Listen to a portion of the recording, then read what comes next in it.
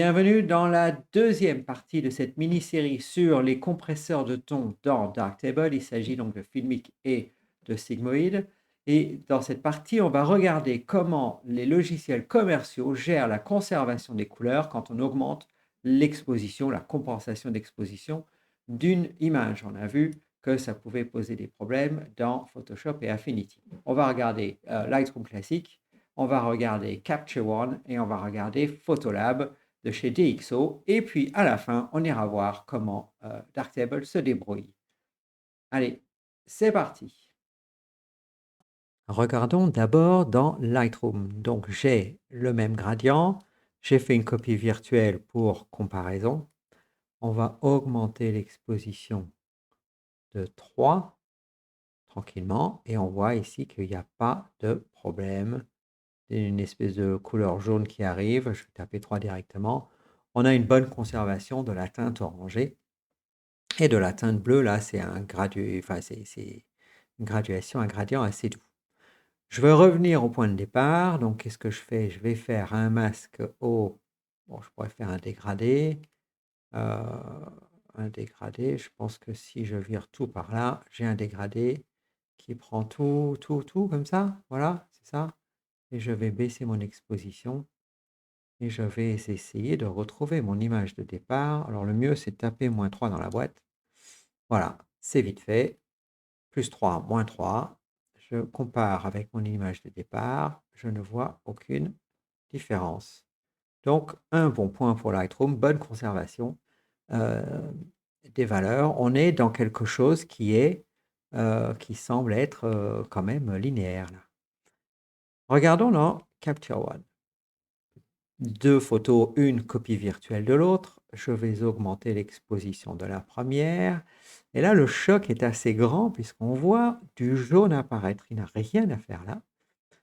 Moi qui pensais que Capture One était le meilleur logiciel pour éditer les couleurs, on m'a expliqué depuis des années dans tout ce que j'ai lu que, bah oui, alors pour les couleurs, c'est Capture One. Bah, pour les couleurs, bonjour, hein. Vous avez vu ici cette espèce de mauve, ce dégradé qui n'est pas du tout tranquille et doux. Bon, bah, c'est pas extra ça.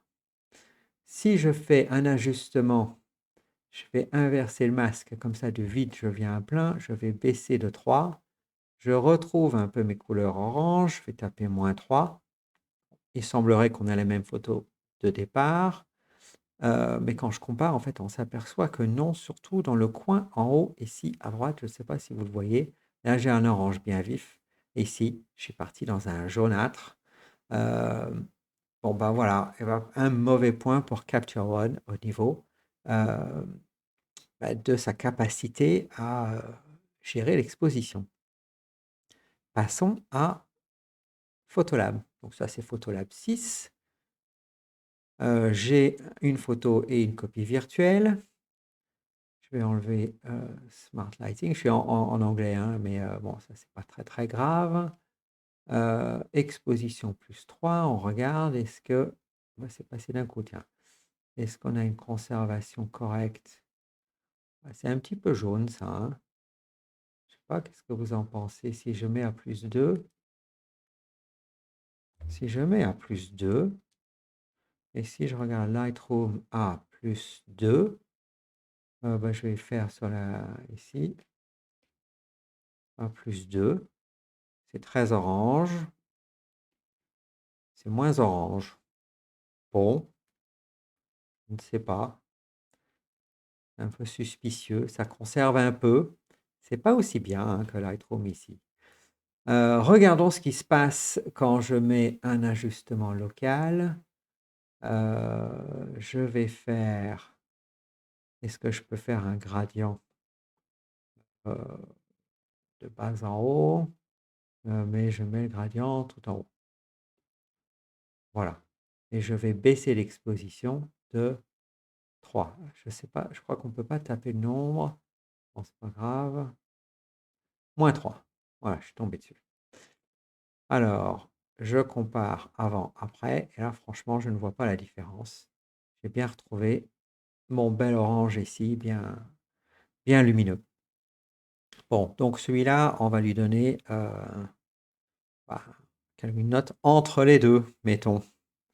Regardons Darktable maintenant. Me voici dans Darktable, donc l'image affichée. Je vais prendre un instantané au lieu de faire une copie pour la comparaison. Je vais chercher le module exposition. Vous remarquerez que dans mon pipeline, on n'a pas grand-chose de fait vu que c'est un TIFF. Donc, défini par défaut, je n'ai pas grand-chose à faire là, j'ai juste à augmenter en fait en IL. Je vais augmenter l'exposition tranquillement. Et là, quelle horreur, j'ai du jaune qui apparaît. Alors pourquoi? Ça voudrait dire que Darktable ne fait pas bien son travail? Eh bien non, en fait. Non, parce que Darktable, il fait les choses séparément et on sait ce qu'il fait. Si je me fais de l'exposition, je n'ai pas mis filmique, je n'ai pas mis sigmoïde. Si je veux une conservation, il faut que je le mette. Je ne l'ai pas. Donc, je peux décider de mettre, par exemple, un filmique RVB, et là, je vais trouver une certaine conservation des teintes. Voilà. Dans Darktable, on sait exactement ce qui se passe. Dans les logiciels commerciaux, il y a forcément des algorithmes type filmique RVB et sigmoïde. La seule chose, c'est qu'on ne sait pas. En fait, tout ça, c'est caché. On ne sait pas ce qui est fait, comment c'est fait, où c'est fait, comment c'est fait. Ici, on sait. Donc, je vais ignorer pour l'instant cette conservation des couleurs parce que je ne l'ai pas demandé. Et je traite ici de l'exposition. Donc, ce que je peux faire ici pour tomber pile sur 3, c'est bouton droit sur le curseur. Je vais taper à 3. Ouais, je vais mettre filmique, c'est quand même plus joli. Et je vais dupliquer, je vais faire une nouvelle instance. Voilà.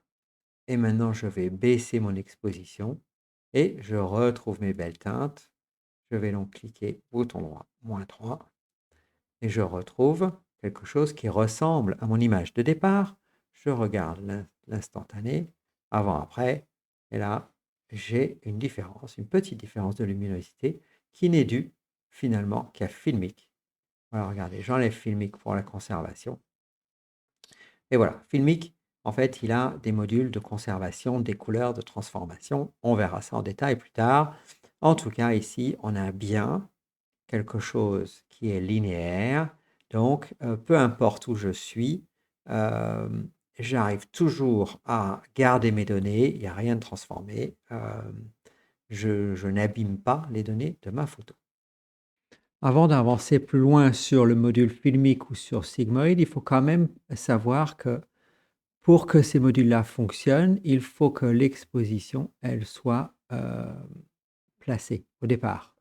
Alors l'exposition, c'est le 0. En fait, pour Darktable, pour tout le pipeline, c'est ce qu'on appelle le 0 EV. C'est-à-dire qu'à partir où il est mis, c'est notre point de référence. Ce 0 EV correspond en fait à 18% de luminosité sur un modèle linéaire. Et ça correspond en fait ici à 50% sur notre écran. Alors juste une petite parenthèse par rapport à ça. On a en fait dans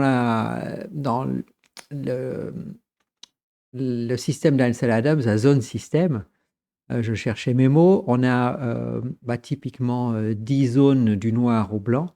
Le gris neutre, c'est celui qui est au milieu, qui est 50% de l'affichage, mais ça correspond en fait à 18% de luminosité en réalité, physiquement.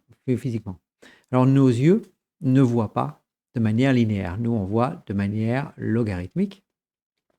C'est-à-dire qu'en fait, quand il y a 18% de luminosité, nous on voit 50% on voit un gris neutre.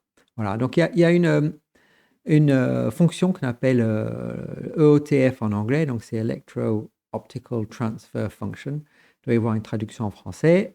C'est la courbe gamma qui permet en fait de passer en fait les luminosités en fait de ce qu'elles sont en réalité à ce que mes yeux, ce que mon cerveau accepte comme étant quelque chose de correct. Ça, c'est vraiment une propriété de la vision humaine. Alors, peu importe, voilà, on est à 18%. Ça se voit dans Darktable ici. Si je vais ouvrir cette photo et je vais dans où suis-je? Dans Filmic, le voilà, je le cherchais. Je peux ici, hein, vous avez un bouton, qui permet, pardon, ici, d'afficher, des choses sur les axes et ici le 0, c'est l'indice de luminosité, ce que j'appelle EV, indice de luminosité de la scène. C'est fixé par le module, d'exposition et ici ça correspond à 18 de luminosité. Ce qu'on fait alors quand on déplace le curseur de compensation d'exposition, c'est qu'en fait on a les données là qui ont été recueillies sur le capteur, donc qui sont des nombres et je vais ajouter un IL, un EV, un IL, 2 IL, 3 IL. C'est-à-dire que j'augmente en fait mon exposition. Je l'augmente par rapport à quoi? Par rapport à une référence, là qui est fixe, qui est, mon 0, EV. Hem Donc, en fait, ce qu'il faut penser, c'est que je ne suis pas en train d'augmenter de manière régulière. On peut penser ici, j'ai 1 IL, 2 IL, 3 IL comme une droite graduée, 1, 2, 3, 4, quelque chose de très régulier. En fait, en réalité, mais ça, je pense que beaucoup de gens le savent, c'est qu'1 IL, ça correspond à, on double. Un plus un IL, augmenté d'un IL, c'est doubler, en fait. On double la quantité de lumière. Hem, C'est-à-dire que quand j'augmente de 3 IL, j'ai multiplié par 8. Là, j'ai multiplié par 16 et là, j'ai multiplié par 32. On a pourtant l'habitude ici de mettre, de penser en plus 1, plus 2, plus 3, ce qui est pas idiot parce que comme, je disais, nous, on a une vision notre vision fonctionne de manière logarithmique. Donc en fait, à ma vue personnelle, si je double et je double et je double, en fait, j'augmente de manière très régulière, hem, la quantité de lumière perçue, même si c'est pas exactement ce qui se passe. Hem, donc vous avez peut-être fait l'expérience, hein, de quand on cherche, on a une ampoule qui fait 50 watts et je veux, mieux voir. Alors, je vais prendre par exemple une ampoule qui fait 100 watts, je vois mieux. Mais si je prends, mettons je vois pas encore assez bien, alors je prends une ampoule de 200 watts et ben, en fait, j'ai pas multiplié par 4. Je pense que c'est 4 fois plus puissant, ça va aller. Mais non, en fait, pas du tout. C'est que ça, c'est, par exemple, c'est un peu plus brillant et ça, c'est un peu plus brillant et en fait, c'est le même écart. J'ai augmenté de la même différence. En fait, si je veux quelque chose de vraiment très, très, très, très, très peu lumineux, il faut, voilà, il faut prendre des nombres, invraisemblables. Donc à chaque fois qu'on double la puissance d'une ampoule, on augmente d'un peu la luminosité perçue et ça fonctionne exactement, c'est comme ça qu'on traite les choses, en tout cas dans les logiciels et dans notre façon de penser, les indices de lumière, hein, les IL. Hem, alors j'ai été, en fait tout ça, ça vient d'une réflexion, il faut que je vous montre pourquoi je raconte tout ça. Je reviens à mon image avec les gradients où j'ai augmenté de 3, de plus 3 et après j'ai fait, moins 3 et on avait dit, je ne suis pas revenu à mes couleurs de départ. J'avais expliqué que, en fait, on a un problème de limite, supérieure. Alors ce qui m'avait troublé un temps, c'est que si j'inverse les 2, c'est-à-dire si d'abord je baisse de 3 et j'augmente de 3 après, j'ai l'impression que ça marche. Ici, j'ai juste plus sombre avec, pas tellement de rotation de couleur et là, j'ai plus clair. Alors je ne suis pas tout à fait revenu au même niveau, mais en fait, je me suis dit: «Mais pourquoi? Pourquoi? Pourquoi? Comment ça marche?» En fait, l'explication que j'ai trouvée, donc j'enlève tout ça, c'est, en fait, ça procède de ce que je viens d'expliquer avec les IL. Imaginons, vous avez une couleur qui, bon, prenons voilà, le rouge. Voilà, ce serait le nombre qui correspond au rouge, au vert, au bleu, peu importe. Si je baisse de 3 IL, qu'est-ce que je fais? Je divise par 2. La réalité, elle est là, hein. Je divise par 2, 1 IL, 2 IL, 25, 3 IL, 12,5.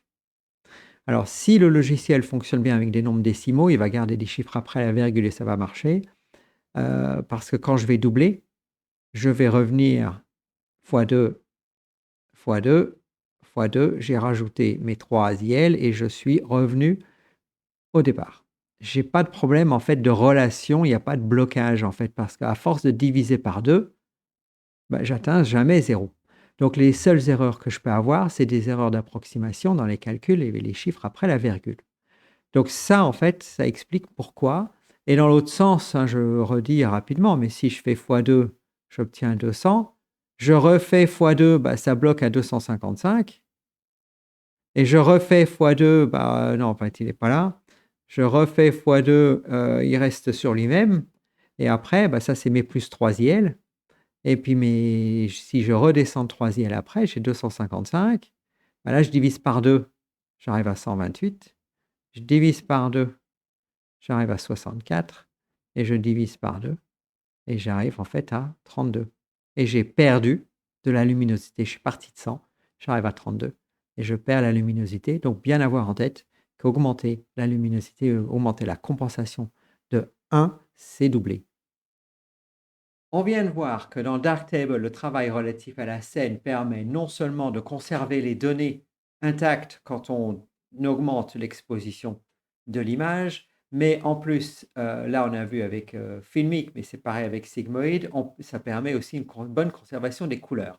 Dans le prochain épisode, on va expliquer exactement le mécanisme, ça va être un petit peu plus technique, c'est-à-dire comment les deux réglages de base, le point blanc, le point noir, à quoi ça correspond dans la scène et comment je fais pour que ça me donne un affichage que je souhaite pour ma photo. Allez, à bientôt.